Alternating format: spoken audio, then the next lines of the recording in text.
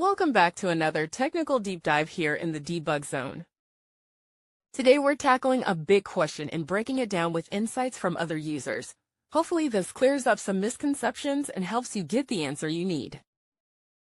So buckle up, stay a little curious, and let's jump right in.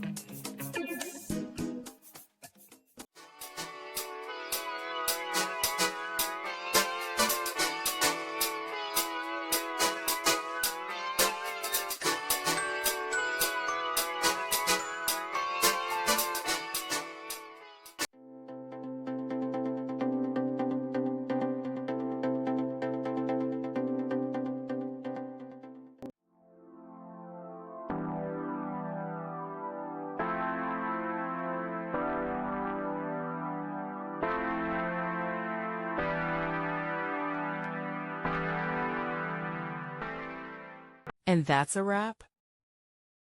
I hope you found the answer you were looking for.